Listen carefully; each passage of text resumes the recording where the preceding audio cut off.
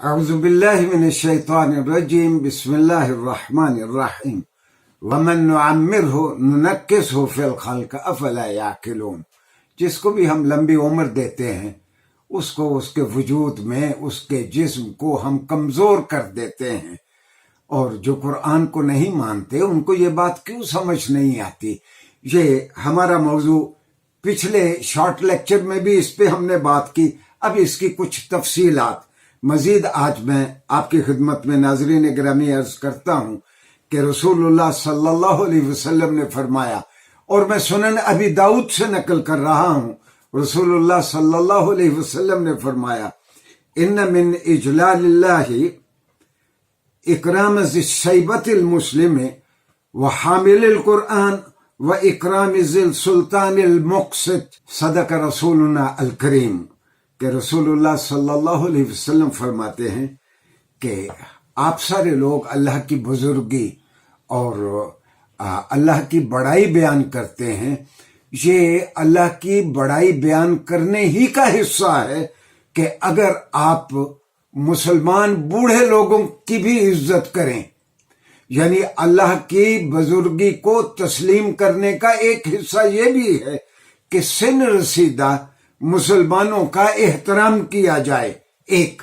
دوسرا، رسول اللہ صلی اللہ علیہ وسلم نے فرمایا حامل القرآن،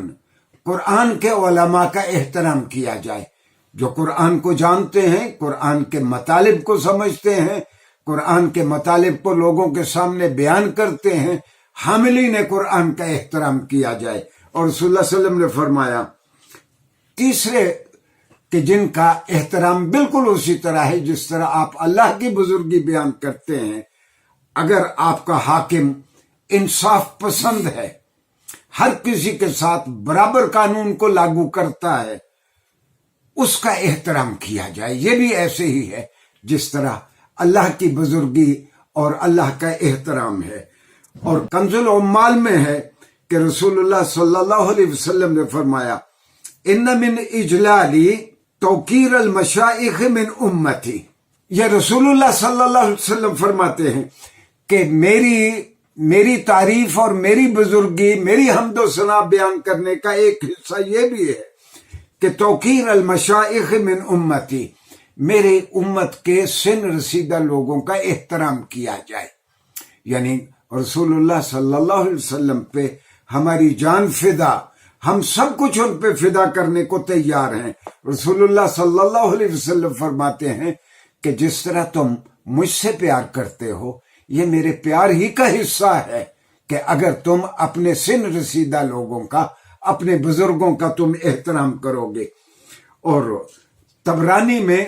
حضرت طبرانی نے المعجم الکبیر میں ایک حدیث بیان کی ہے کہ البرکۃ فی اکابرنا، رسول اللہ صلی اللہ علیہ وسلم فرماتے ہیں کہ ہمارے معاشرے میں جو برکت اور جو سورس آف گریس ہے،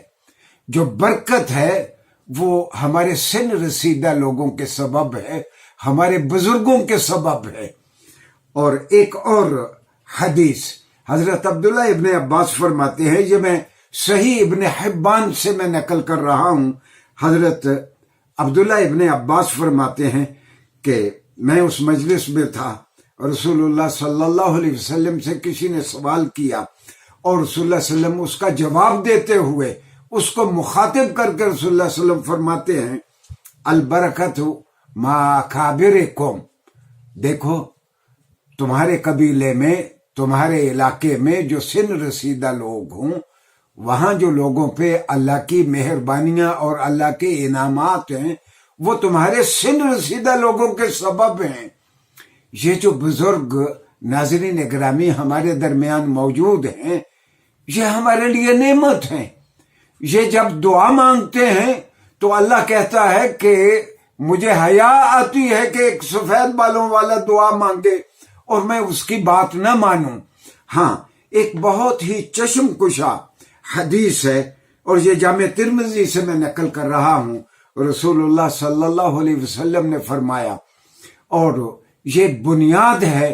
کہ کس طرح ایک معاشرے کو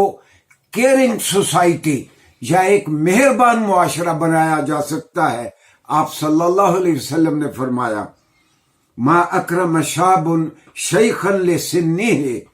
الا قیض اللہ لہ من یکرمہ عند سنہ، کہ اگر ایک نوجوان کسی بوڑھے آدمی کے بڑھاپے کے سبب اس کا خیال رکھے، اس کے بڑھاپے میں اس کا خیال رکھے، اگر وہ بیمار ہو تو اس کو دوائی لا کے دے، اس کے اٹھنے بیٹھتے ہوئے دیکھے کہ اس کو کوئی نقصان تو نہیں پہنچ رہا، اس کے شب و روز میں اس کا خیال رکھے، تو اللہ تعالیٰ ایسے نوجوان کے لیے کسی ایک شخص کو پابند کر دے گا، اس کو اپائنٹ کر دے گا گویا اللہ، کہ جب وہ بوڑھا ہو تو کوئی اور نوجوان آئے جو اس کا خیال رکھے۔ ناظرین گرامی، یہ زندگی اسی طرح ہے، اس ہاتھ دے اس ہاتھ لے۔ اگر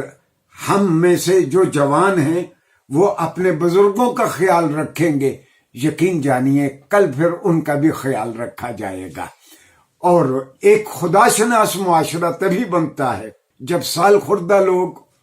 سن رسیدہ لوگ بھی موت کا انتظار نہ کریں، بلکہ وہ اپنے بچوں کے درمیان، اپنے پڑوسیوں میں، اپنے ملنے والوں میں، عام لوگوں میں وہ خوش ہو کے رہیں۔ اور اب تو پاکستان میں بھی اور اسلامی ملکوں میں بھی اولڈ ہومز بن رہے ہیں کہ بچے اپنے والدین کا خیال نہیں رکھتے، اور والدین بچوں کی بے اتنائی سے گھبرا کے خود کہہ دیتے ہیں کہ ہمیں اب آپ اولڈ ہوم میں چھوڑ دیں۔ جو بچے آج اپنے والدین کا خیال نہیں رکھیں گے، کل ان کا بھی نہیں رکھا جائے گا، اور اللہ ان سے اس بارے میں پرسش کرے گا۔ شکریہ جی۔